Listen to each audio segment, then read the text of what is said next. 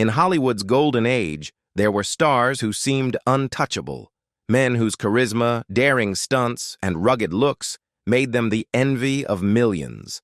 Among them was Steve McQueen, the so-called King of Cool, a man worshipped on screen but far more troubled behind the scenes.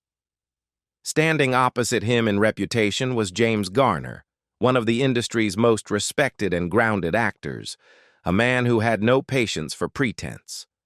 What Garner eventually revealed about McQueen was not the glowing tribute fans might expect, but a brutally honest critique that cut to the very core of who McQueen really was. The Great Escape and the Great Divide. In 1963, The Great Escape assembled one of the most remarkable casts of the decade, a lineup of international talent that included Richard Attenborough, Charles Bronson, Donald Pleasance, James Garner, and Steve McQueen. The film, directed by John Sturges, dramatized the daring escape of Allied prisoners from a German POW camp during World War II. It was a massive production, shot largely in Germany, and it quickly became one of the defining war epics of its time. For Garner and McQueen, it was also the beginning of a relationship that would be as fractured off-screen as it was seamless on screen. Garner took on the role of Flight Lieutenant Bob Hendley, the smooth-talking scrounger who could charm and barter his way into anything. McQueen, on the other hand, was cast as Captain Virgil Hiltz, a rebellious loner who would rather spend time in solitary confinement, the dreaded cooler, than submit to authority. Their characters balanced each other beautifully. Garner, the dependable organizer, McQueen, the daring outsider. Together, they gave audiences one of the film's most memorable dynamics. Behind the cameras, however, things were far less smooth. McQueen, already building a reputation as one of Hollywood's most magnetic leading men, was deeply insecure about how much attention his character was receiving compared to others. He feared being overshadowed, especially by Garner, whose charm and natural ease made him a scene stealer without even trying. According to Garner, McQueen constantly pressured Sturges to rewrite scenes, insisting on changes that would portray Hiltz as more heroic and central to the story. The situation grew tense enough that Sturges seriously contemplated restructuring the film so that Garner's role became the narrative backbone. In many ways, it would have worked. Hendley's cunning and resourcefulness were essential to the escape, and Garner had the charisma to carry the film. But Garner, wary of escalating the feud, refused to take advantage. Instead, he chose a path of diplomacy, confronting McQueen directly to diffuse the conflict. The compromise, however, went McQueen's way. To appease his star, Sturges added more motorcycle stunts, most famously the sequence where Hiltz attempts to jump a barbed wire fence on a stolen German bike. The scene had little basis in the true story of the POW escape, but it cemented McQueen's reputation as Hollywood's ultimate rebel. Audiences left the theater talking about Hiltz, not Hendley. McQueen's star soared. For Garner, it was a lesson in the difference between craft and image. He later wrote in his memoir, The Garner Files, that McQueen was a stubborn little cuss, more interested in cultivating a macho persona than in playing a character with depth. Garner, who prided himself on authenticity, saw through the act. To him, McQueen's need for attention was not strength. It was insecurity in disguise. That realization marked the beginning of a long and uneasy relationship between the two men, one defined less by professional rivalry than by clashing values. Grand Prix and the Silent Feud. By the mid-1960s, James Garner's career had shifted into high gear. Known for his natural charm and quiet toughness, he was becoming one of the most versatile leading men in Hollywood. In 1966, director John Frankenheimer cast him in Grand Prix, an ambitious film about the dangerous, glamorous world of Formula One racing. It was a major production, filmed across Europe with real cars, real tracks, and professional drivers serving as both consultants and stunt doubles. Garner immersed himself in the world completely. learning to handle high-performance machines until even seasoned racers were impressed by his skills. But what gave Grand Prix an undercurrent of tension was the fact that Steve McQueen had originally been lined up to star. McQueen's passion for motorsports was no secret. He owned a collection of fast cars and motorcycles, raced competitively, and often said that driving was the one thing that gave him freedom. When Garner won the role instead, he knew it would not sit well with his neighbor. Out of courtesy, and perhaps to soften the blow, he picked up the phone. "Steve," he said, "I want you to hear it from me. I'm going to do Grand Prix." What followed was not anger, but something more chilling. Silence. 20 seconds passed without a word. Finally, McQueen ended the call, and from that moment he cut Garner off completely. Though they lived next door to each other in Brentwood, McQueen refused to speak to him for over a year and a half. Their Cold War played out in the strangest of ways, two stars at the peak of their fame, avoiding each other despite being separated only by a wall of hedges. The irony was that Garner turned out to be a natural in the racing world. Professional drivers like Phil Hill and Graham Hill, both Formula One champions who worked on the film, marveled at how quickly he adapted to the cars. Garner was so capable that Frankenheimer often shot him in the driver's seat, pushing the vehicles himself instead of relying on doubles. Some even speculated that, with proper training, Garner could have competed professionally. For McQueen, this must have been a bitter pill. Racing was his obsession, and yet Garner had managed to outshine him in the very arena he cherished most.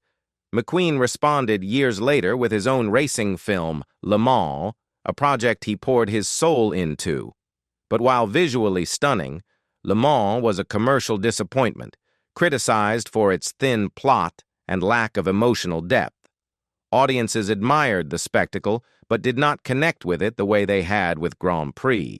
Garner himself never gloated, but in hindsight, the contrast between the two films reflected the divide between the men. Garner approached his work with discipline, learning, and humility. McQueen relied on raw image and star power, believing it would be enough.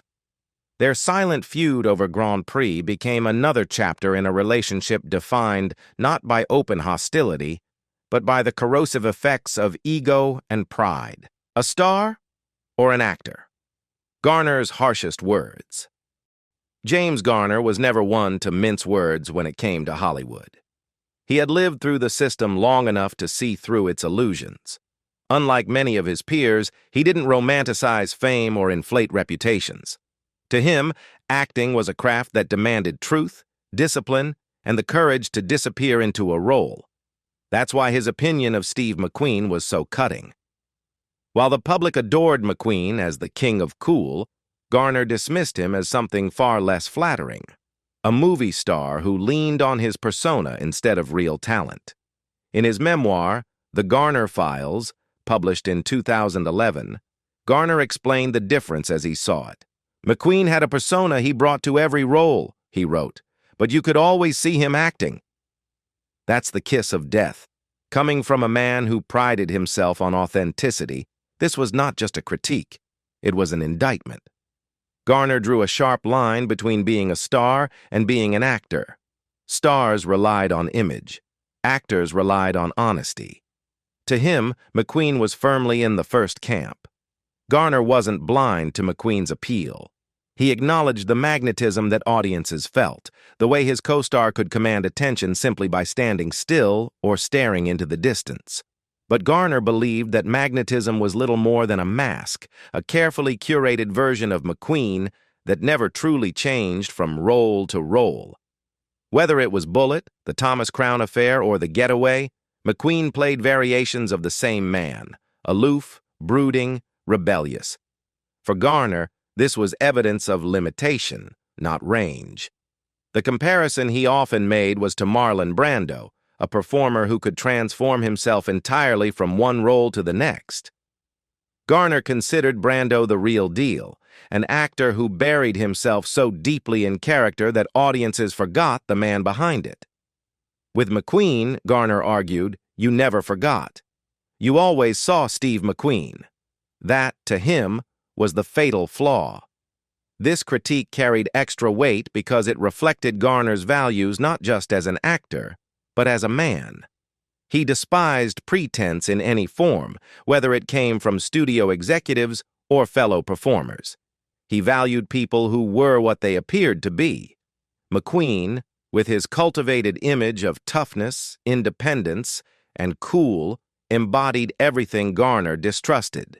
He saw the act as an extension of McQueen's insecurities, an armor meant to hide the vulnerability underneath. For fans, McQueen's style was irresistible. For Garner, it was transparent. He didn't deny McQueen's place in Hollywood history, but he stripped away the mythology to reveal a truth few were willing to say aloud. Steve McQueen wasn't a great actor, just a star who knew how to look the part. Insecurity, jealousy, and a troubled private life. Behind the carefully crafted image of Steve McQueen lay a man plagued by insecurity. Fame had made him rich, admired, and seemingly invincible, but in private he was deeply suspicious and often consumed by jealousy. James Garner, tall, dark, and effortlessly charming, became a target of those fears. McQueen reportedly accused him of having an affair with his wife, Nyla Adams, a claim Garner flatly denied.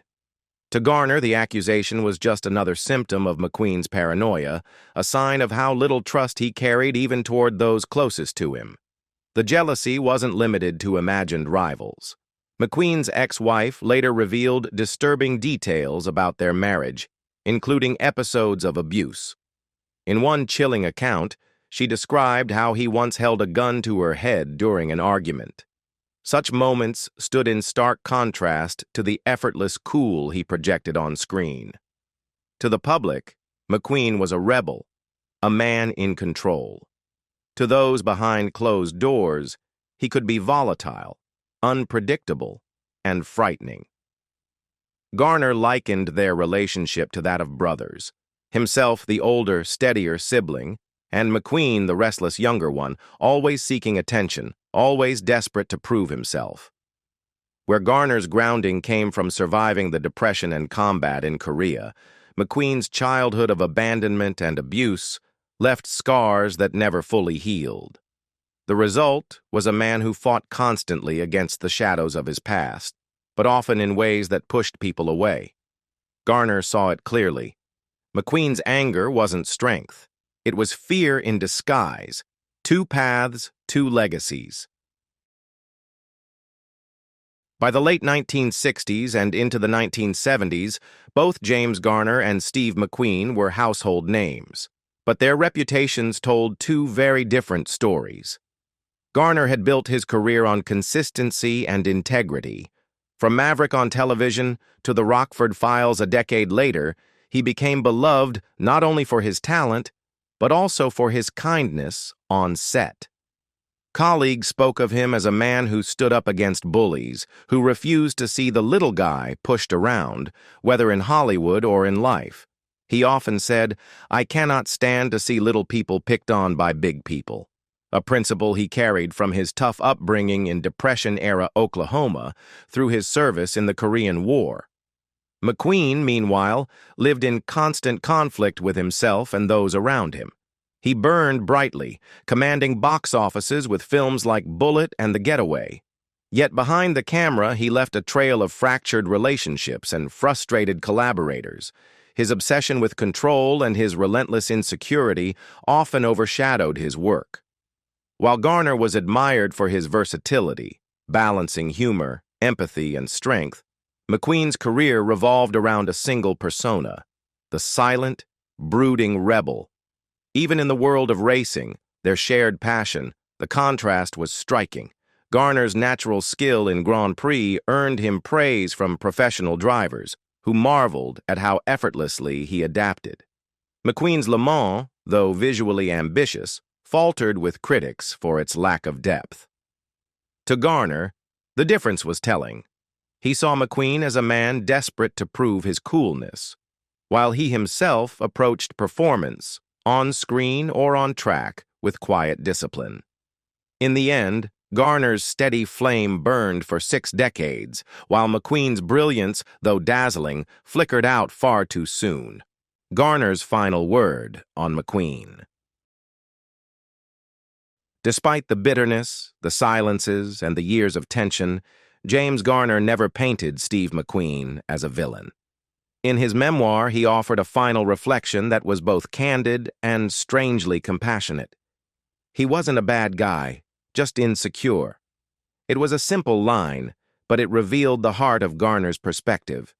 For all of McQueen's bravado, the fast cars, the sunglasses, and the carefully cultivated coolness, Garner saw through to the fear that drove it all. To him, McQueen's arrogance was not cruelty, but a shield against vulnerability. That grace defined Garner. He could be brutally honest, calling out the flaws of one of Hollywood's most idolized figures, yet he did so without malice. His critique wasn't meant to humiliate McQueen, but to highlight the difference between image and substance. For Garner, greatness wasn't about motorcycles or sunglasses. It was about humility, empathy, and the way you treated people when the cameras weren't rolling. In the decades that followed, their legacies became clear. McQueen's star remained frozen in time, tragically cut short when he died of cancer at just 50 years old in 1980. Garner, by contrast, worked steadily until his later years, his reputation not only intact, but enhanced by the respect he earned from peers and fans alike. One burned bright and fast, the other endured with quiet dignity. Together, their story is a reminder of Hollywood's dual nature, the illusion of cool and the reality of character. James Garner's words about Steve McQueen were sharp, but they came from a place of truth. Do you agree with Garner's view that McQueen was more image than substance, or do you think McQueen's raw charisma was enough to make him great? Share your thoughts in the comments below, and don't forget to like and subscribe for more untold Hollywood stories.